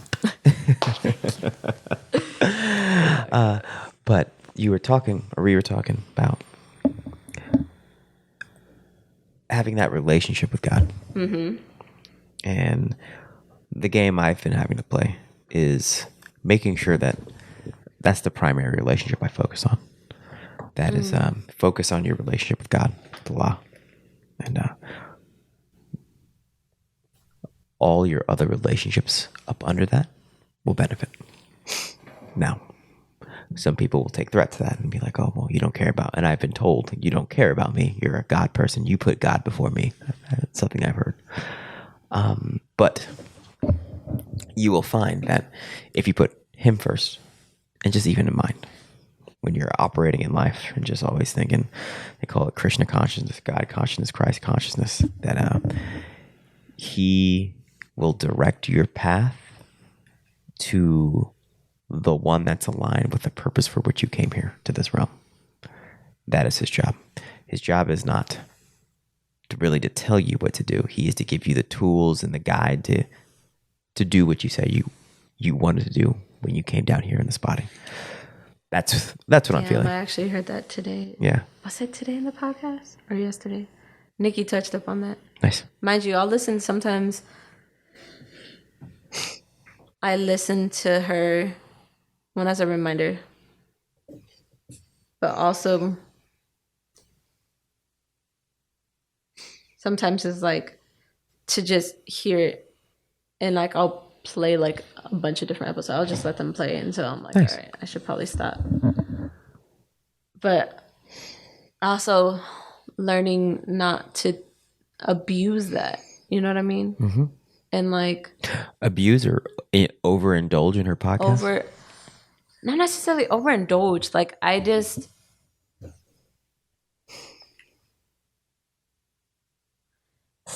love that she makes one for every day. I would like to listen to one of her episodes at the beginning of the day, and then through that message, it reminds me, right, of where I am or where I want to be, and to travel throughout that, and for me to also be able to do that for myself, and not be like, oh, I've missed out on this many days. Let me try to, I realize I've been neglecting, right? Yeah. Some things. Let me try to push all this right now to kind of make up for all that kind of situation. Yeah. Because you only got to that point because you forgot. You know what I mean? Yeah. Like when I think about like being late, I'm only late because I stopped to get or move or shift all the things that I put off. I understand. And now I'm stressed out. Yeah. There's no reason for me to be stressed out. Not at all. Not at all. There's like certain things, and then it's like also she talks about like things that we perceive, that, and I've heard, and the thing is that I've studied too, and I used to think that I couldn't speak or say anything about all this stuff because people were like, well, what proof do you have? Or who did you read that from? And all this type of stuff. I'm like, well, it came from me. And they're like, well, no, like, you know, like that's not valuable enough. Yeah. That I took it so hard that I was just like, well, if I don't have facts, then like, or if I don't have, you know, a repertoire of things to pull back on, like it's not true, right? And because then, your experience isn't good enough, apparently. And my experience isn't good enough. But then I could also, on the flip side, it got me to not be afraid to look. And because it made me not afraid to look and ask questions now, because I got so tired of getting so caught up when people would ask me questions I couldn't answer, or they would hit something back and I didn't have anything for them. Yeah. That I started looking it up. And because of that, since I don't know what I'm going to find sometimes, and sometimes it's not great, and I could go into the real deep end, it's like, it's the same in myself, right? Because they say that there's an Orisha, right? That symbolizes the depths of the ocean, but it's also your conscious or your subconscious. Yeah. It's deep down, right? Yeah. And it said it could be scary, like it could take you, right? But it's also about where it's your scary mind thinking is. of your consciousness as the ocean. When you said that, I was like, oh, damn. Yeah. Yeah, wow. that's deep, right? It's deep. That's deep. And then you can't see. No. Absent of light, right? And it's so scary, right? But I'm also so like started like questioning. It was like immediately I started like before I would clench up too, right? And then I started asking, I was like, why am I clenching up? I started to have to ask myself, because I wanted to know, like, is it something I should shift? Or is that my intuition? Or is that me being so programmed when I hear something else or something different or something new or something that I don't want to go into, I automatically pull myself back so I don't fall too deep into it? And is it a bad thing or is it a good thing? Is it positive? Is it negative? What is it? Is it evil? Is it good? And but the thought is that it's just like, it's only what you make it to be. Absolutely. Because it's you.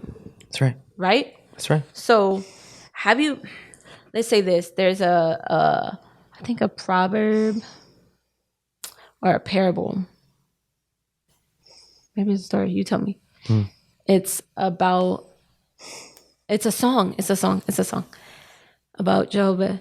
And basically it says, it's like, I could travel anywhere. I could travel in the darkness and not be afraid because I know that you're there with me. Like one of those things, like, even if there was, it couldn't. Thanks. Unless that's what you allowed it to be, right? It's like that hole that I was telling you about. It's like you could fall way deep into it that you don't see the light. Yeah. And then what do you do when it's dark? But there are people that can't see. There are people that literally live that life experience and are still here. Yeah. And you have everything you need. Yeah. So if they can make it, you can make it. That's right. That's right. But also having that empathy for them for not having that. You know what I mean? I don't know. I just think there's just, like we're already talking about, there are a lot of things that if we ask questions and looked at a bit differently, it's a whole new world. That's right. And they all exist. And the thing of the responsibility of asking the question is you have to be prepared for the answer. Yeah. A lot of times we ask questions for answers that we're not ready for. Yeah. I think it's the way we ask them and our intention too. Yeah. Yeah. It's like, why do you seek the answer to that? Yeah. What's your intention behind it? Yeah. And it's like, I think it's... A lot of times it's to control. Right? You want to know something so you can control it. Know more about a situation so you can control it. You know, in a sense, yeah. That's why I ask questions. I want to know more so I can control. So I can control its ability to impact me. Huh. Yeah. I was thinking you meant another way. I guess it'd be kind of the same way. I was thinking you were saying, I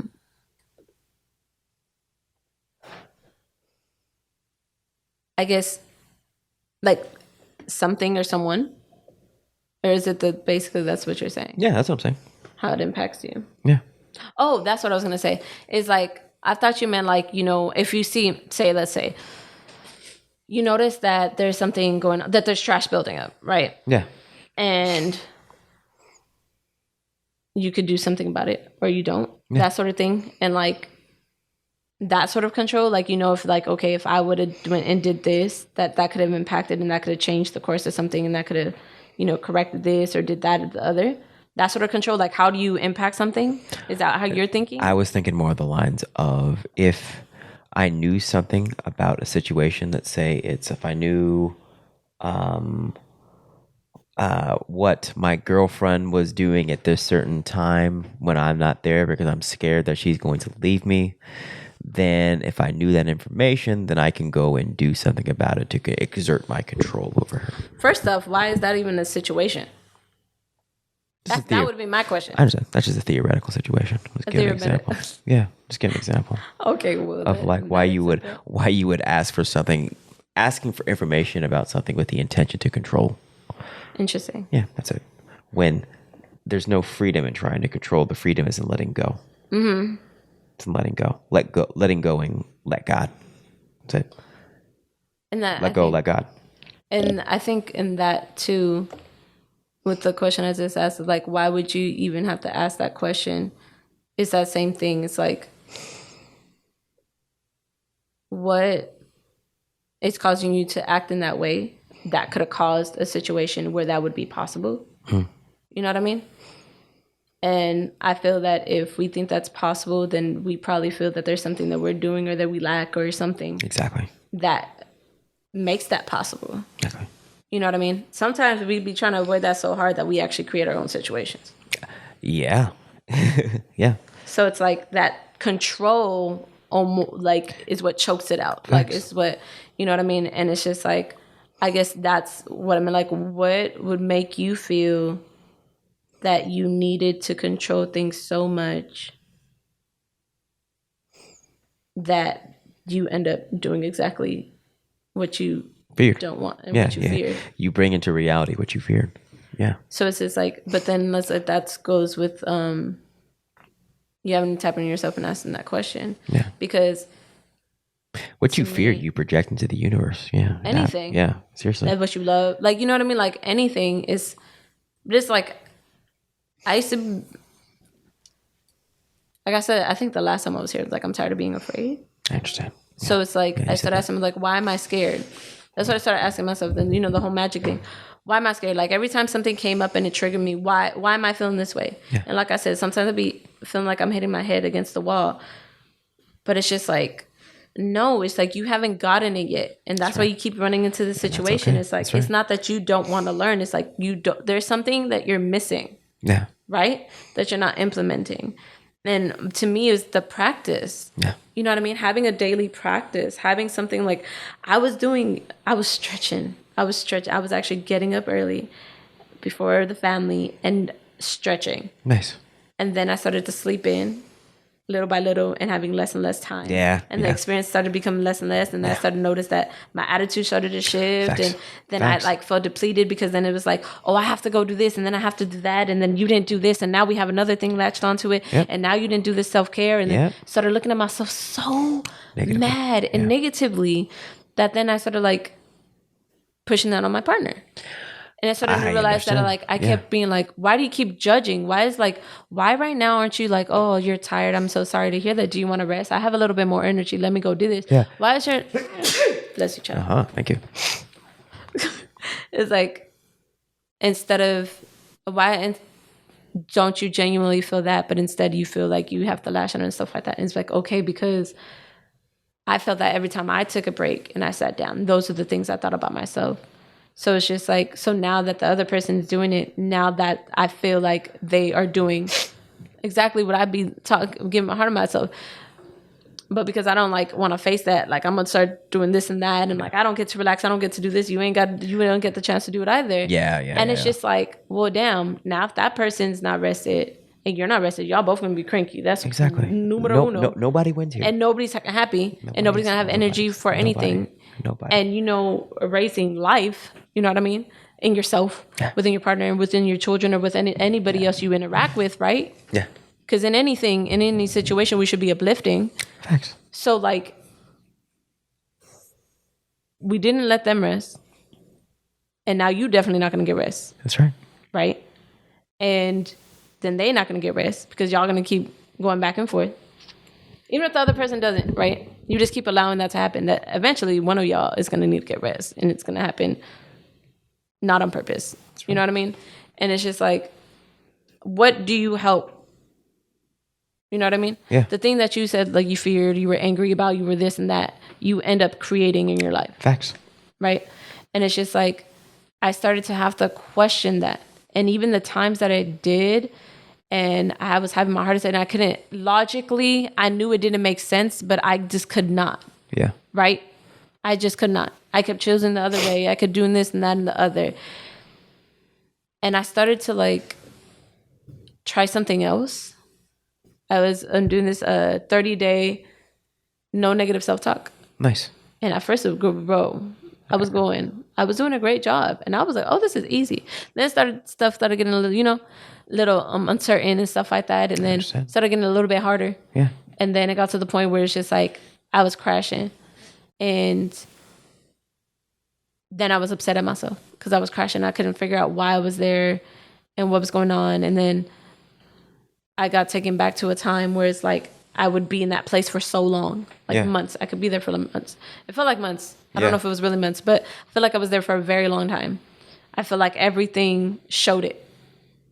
I wasn't happy. I wasn't as talkative. I wasn't as expressive. I was more irritated. I didn't want to be around people, all this type of stuff.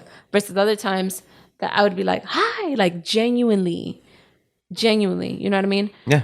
And it's just like running that wave. And then it's like, now because of giving myself, I guess a little bit of not having that negative self-talk, is like I was alleviating that stress from myself, which allowed me to give grace to others. Yeah. And it felt good. And then something happened that I think made me question myself. And then I stopped doing certain things. Yeah. And then that started making me feel even worse because I'm like, oh, you're not even doing this. And now then it became, I have to do this, or I have to do this. And now because I have to do this, I can't do that. And doing all that. Exactly. And then just the other day, like I was hitting somebody up. I started skating. What type? Skateboarding or like roller skating? Like roller skating. Nice. And thank goodness. There's South Central Blade, I believe is their Instagram. Cool. And what their purpose is to get people to come out and skate. And it's a mental health thing too. Nice.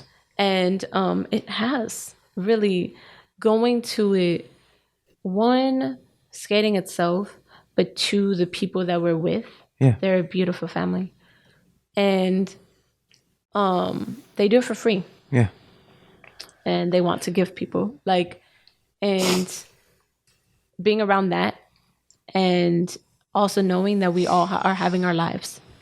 You know what I mean? Yeah. And it's also real, and still doing these things, and then skating and taking the time to like skate on my own. Know that everything's there. I could watch everything. I could see my family. I could see this and that. But skating on my own and listening to the podcast. And I would notice that the times that I would get out of being in sync with the podcast, right? The words, thinking about God. And when I started to think, I would slip up. Yeah. I would stop talking. Mind you, there's like a lot of little things that could slip you up. And I was like moving through them. And I could feel I was fluid, right? And the moment a thought would come, a question, but not like a question like you're curious to know the answer, but a question like, so you think you that good? Yeah. Type of thing, like a self-doubt question. You know what I mean? And I would be out of flow. I would like be like, oh shoot, like almost like hit a little, not like this on the floor. And I'm like, and I kept doing it. And I'm like, bro, how's it possible that I'm not missing it? And then right now I just hit it. Like, I'm just like, this doesn't make any sense. And I had to like physically figure out how I was in physically on my own by myself. You know what I mean? But knowing that everything is safe, knowing that I am safe, people are looking out for me, and I'm, my family's looked after. So it's like you're safe, but you're still in everlasting like life. You know what I mean? Everything, anything. Yeah. Right? And then be in sync and then fall out of sync. That's right. And thinking, and in that moment, like before I got out the car, I feel so low. Like, I normally get up the kids, put their skates on. I'm trying to put mine on, and be like, I ain't got time. I'm trying to skate. I'm trying to do this. And then I didn't like that process because I was thinking so much me. And I that didn't feel comfortable because then my kids weren't. But then I was just like, they ended up taking their skates off anyway and playing with the kids anyway. Yeah. So it's just like understanding that whole process. But I texted a friend and I opened up and let her know what I was experiencing. Yeah. Let me know if I'm dragging too long. Oh, no, keep going. Okay. So I texted a friend and I explained to her what I was going through. I don't even think I said hello. I just started explaining to her what I was going through. And she replied back. And she's like, I was stuck on the couch for 3 days. And I was like, really? And we just started going back and forth. And she was telling me about her experiences. Yeah. And I was telling her what I was going through. And she was like, yeah, there's definitely something happening because other people are experiencing that. When was this? Last week. Yeah, I feel it. It's real. And it's here. I was just like, I'm not. She's like, are you scared? I'm like, I'm not really scared because I'm coming out of it. Yeah. I didn't know how to ask questions. I didn't have any tools. I didn't have any practice. I didn't have anything. So sorry, Hua. I had Jehovah. So I would, in my deepest, I would go back to what I knew at that time, which was the version of prayer that I learned or that I thought was supposed to be the prayer. And also Jehovah. So one of the things that she talks about in the podcast, she talks about all the different names. She's like, you know what? She's like, if it makes it easier for you to get back in this place of remembering, she said, meditate on the name. And whatever that is to you, and you can repeat it. If that's the easiest way for you to do it, start with that. Mm-hmm. And I noticed mine's changes, but she brought up a really good point. She said, have something that you could come back to that at your worst, right? When, let's say, listening to your favorite song or listening to a song that normally would uplift you and change you and lift your spirits and nudge you or something, awaken you. It's just you're grappling with it. You're like, nah, it's not, fighting against it. To have something that you can go back to. But sometimes what somebody told me recently is that something needs to drop off. Yeah. You're balancing too many things. Yeah. Or trying to balance too many things. Yeah, and something needs to fall away. Something's got to fall. And she's like, don't be so afraid of letting those things fall away. That's right. Because those things, those people, all that stuff. It's people a lot. It's not. Let's be real. It's people a lot. It's not. They're not left behind. They just can't go with you right now. Not right now. They just can't go with you right now. Yeah. And if you stay there, you are never going to get where you need to be. Facts. I have had that exact same cognition. It's a rude awakening, especially when you're attached to these people or things. When you're attached. It could be an activity. More often than not, it's a person. In this instance, they're toxic in this instance of time for where you need to go. So it's hard to let go. We stop seeing the love. Exactly. I've been asking myself this question for a very long time. How is it possible that when we're born with nothing? And they say that we're loved, right? Other people say we're blank slates. But all we need is love. There's so many people that have taken psychedelics and have come down to that conclusion. There's songs about it. There's movies about it. There's scenes about it. There's conversations about it. There's poems about it. There's so many different things, right? And we forget that every time. Just when, let's say, we were talking about divorce or splitting. Yeah, splitting is what we used. Splitting. I was thinking my parents. Yeah. And that experience is to me, they forgot why they liked each other. Yeah. They could maybe not have been right for each other. There's a possibility. But I feel like how ugly it got, they forgot why they were together. Yeah. The one thing that they liked. You know what I mean? They forgot. Even if you had a one-night stand, you probably liked that they made you laugh. You probably liked their smile. You probably liked their eyes. True. You forgot. You forgot there was something. You know what I mean? But what if there was something deeper into that? Those people were once little beings You know what I mean? Those people were brought here. You know what I mean? Where were they before that? Like, we forget the love, and it's like if we are all one, you know what I mean? And it's hard sometimes. I'm not gonna lie. There are sometimes I catch myself and I'm like, girl, you may want to talk about love and all this type of stuff. And then look at you right now. Look at you. Look how you're acting. Look at you right now. Facts. This shit's easier said than done. It's like, bro. It's easier said than done, especially when you operate from hurt. Yes. That's what it comes down to. It's like you're operating like you Anger comes from hurt. Yeah. You shift from love to hurt, and your ego protects you from being hurt again. So you lash out and try to destroy the potentiality for being hurt again. That's why. Or you tell yourself that you deserve it, and that's the reason why it happens. That part too. Yeah. Yeah. It's like, I don't know. Everything's just learning. And I'm going to say that sometimes it's not rough. Because like sometimes I've learned some lessons and I'm like, damn, I could have learned that no easier way. It's real. Yeah, seriously. There's no way that I could have learned that just a tad bit easier. Like, did I really have to do And it was like, you start asking, I'm like, nah, like you didn't. You chose to. Yeah. You chose. I'm going to say, like, you chose this life. You chose this life. You chose the circumstances that you allow yourself to be in, right? Facts. And we have to look at it in this, like, there's something, let's say this. Let me correct myself. Because when people are children, you know what I mean? I think that's a completely different situation. You rely on whoever is going to give you that attention, that affection, that food. Yeah, that's right. Because your innate thing, right? Your root chakra, your innate thing when you are born is survival. Facts. Survival. That's it. Whatever is giving me food. That's right. If that wall was giving me food, that's mama. That's right. I'm going to come back to the rock, make sure that rock is good. Absolutely. Cry about that rock if that rock crack. Facts. Okay? Facts. If they stop giving me water. Absolutely. Okay? Yeah. So it's like, if that's the case, run me back, because I got too deep into that conversation with the wall that I was like, man, no, that's really real. Mm-hmm. That's really real. It's like, your first thing is that. So it's like,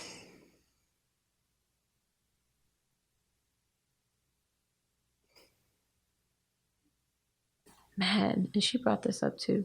She was saying Nikki? Yeah, she was saying there was a man who loved his mother dearly. He used to take a son. He used to take care of his mom. Mm-hmm. He used to wash her feet. He used to help her brush her hair and all this type of stuff, especially when she got older, when she got sick. And he just did all this stuff for her. He loved her so much, loved talking to her, all this stuff. And then she passed away. And she says the man cried out, "Mama, why'd you leave me?"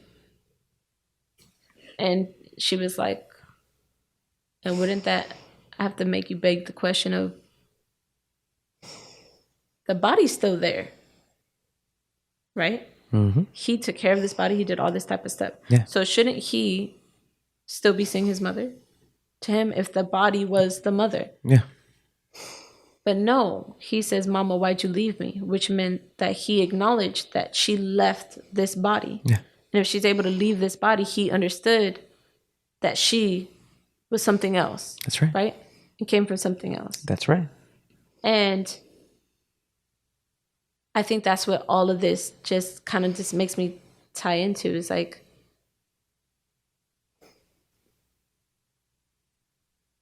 I feel peaceful right now. Yeah. Because we're not that body. Mm-hmm. But it feels like it's hard to come to this place. Yeah. It's like, and another thing is like thinking is like, why aren't you worthy of good? What is anxiety? To me, in my experience, is self-doubt. Yeah. And questioning myself, but not like questioning myself to do better, but tearing myself down. And not to say myself can't do that. I could build myself up and question myself when I need to be questioned, have that accountability, right, of self, and self-assessing and then correcting. But it's like when you tear yourself down, it's like, and then realizing, okay, where does all that stem from? And if I could always essentially go back into those things, like the fight or flight, Yeah. That's what I asked my friend. I was like, are we always in a state of constant fight or flight, that it's like we don't understand what's going on? Like we, when things are like comfortable, peaceful, or good, like we just can't sit still. Or maybe we're so tired of being there that now we're so exhausted that now we're depleted and all we can do is lay here. Mm-hmm. And then it's like, but then at that place you could look at yourself very terribly, but then it's like, they say that's where God wants you, at your lowest. You know what I mean? Yeah. Because that's when you seek him. Facts. And I started taking it really personally reading the book when it was like, oh, because I was thinking, oh, God leaves you if you're not there, trying to be with him and all this type of stuff. God's gone, or God's doing bad things to you. God's trying to be mean to you. You know what I mean? He's making you have consequences. Yeah. You know what I mean? Making she was like, no. She's like, God is not here to interrupt your free will. Facts. He's always here. Facts. Always here, always love. The Bible said that too. Always love. That's right. Right? And never left. He ain't putting this stuff in your way. He ain't trying to do this. No. But it's like you have the will, right, to choose. Facts. And not, oh, I choose away from him, so he punishes me. No, you punished yourself. That's right. We punished ourselves. Yeah. Because it's just like, and then the self-doubt's like, why do we feel the self-doubt? It's like, when things are going good, tying back to what I was saying, it was like when things are feeling good, why do we not feel that it's okay for us to have good? Why do we put something in our way? Sometimes, have you ever noticed like things are going good and then you'd be like, oh, I bet this is about to happen. And that shit happened. Thanks. And you'd be like, oh, I foretold that. Oh, I must got da-da-da. Nah, bro, you probably just interrupt the hell out yourself because somewhere deep down you were like, nah. Yeah. This is going too good. Facts. I don't know, bro. But God's like, you finally got here. You trying to leave? Yeah. Or they forget. And they'll have other things interrupting, but they have this so valuable that they just keep going for this and making sure that they have that. But everything else is like falling apart. Yeah.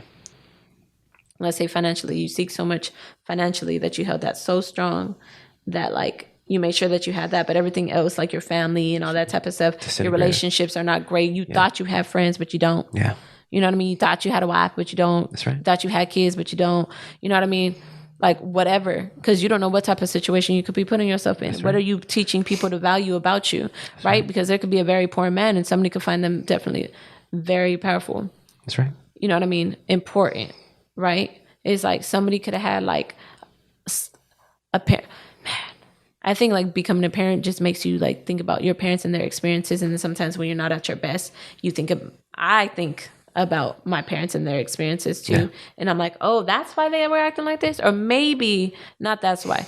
Maybe this is why they acted like this. Maybe it was because I wasn't worth it. Maybe it wasn't because I was forgotten. Maybe it wasn't because I was a punching bag. Maybe it wasn't because, you know what I mean? They had other stuff going on that they had yet to know how to experience. They didn't have the tools. You know what I mean? Maybe they were always judging themselves. You know what I mean? It's very real. What if they just were never present with themselves? It's like so many different things, right? And it's just like, honestly, it's allowed me to have a relationship with family. Yeah, facts. Now, let's say more so like my parents, because of having that. We have understanding. Like, oh, I get it now. Somewhat of an understanding. Yeah. Because just like you could only understand yourself, I guess, is what I was told one time. And I was like, what do you mean? I want to be this big intellectual being. I have to be able to understand everything. But it's just like, everything is not for you to understand. That's right. There's the reasons why sometimes things are way too heavy. That's right. That was not for you to hold on to. That's right. You took that. That's right. Sometimes it's like we don't have to force ourselves to be in a moment too long. That's right. Sometimes all the experiences around are telling you to back up, but you're pushing yourself to be like, no, it's supposed to be like this and all that stuff. It's like you're making it worse. You're making it worse. And it's just like, it's that figuring that intuition part, like, you know what I mean? And that's like the growing of that. That's and it's like we all have it. It's like the instincts, you know what I mean? Like it's I don't know. It's just very a lot of learning, I believe. Yeah. Going on. I think on all different forefronts. And I think that when I say grace, I don't mean like you just allow yourself to do whatever and then come back and be like, oh, well, I'll do better tomorrow. Nah. It's like really... grace has to be coupled with accountability. Yeah. Yeah. Otherwise, it's just irresponsible. Mm-hmm. Yeah. And then you just drag along you won't be going anywhere, because you can't go anywhere if you're not holding yourself accountable. Mm-hmm. Right. So I think so. But yeah. So you gotta wrap this up. Yep. Yeah. I was about to say that was what they were doing. Yeah. No, I feel good. Wrap it up. You want to close out in prayer? You want me to do it? I'll start it. All right. Go ahead. All right.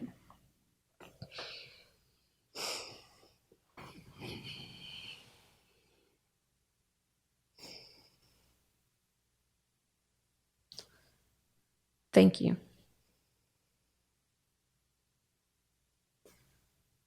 for bringing us to this moment. For being a light, I guess, in any given moment. For always being present, even when we forget. But when we remember, you're right there.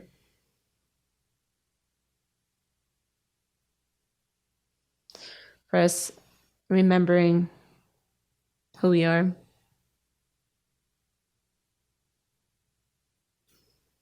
For slowing down. For breathing.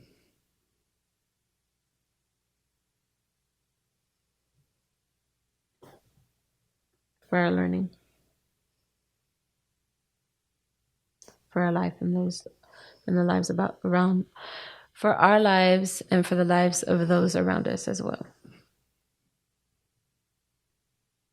We thank you for our awareness.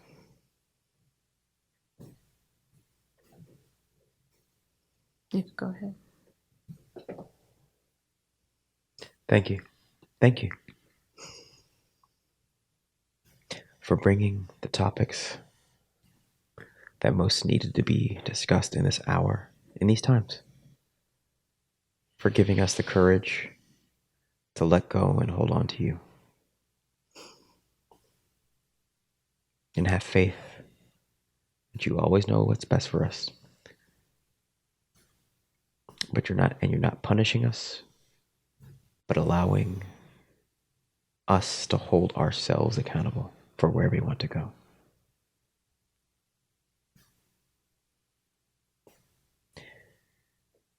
Give us the power to hold ourselves accountable, but to also have grace.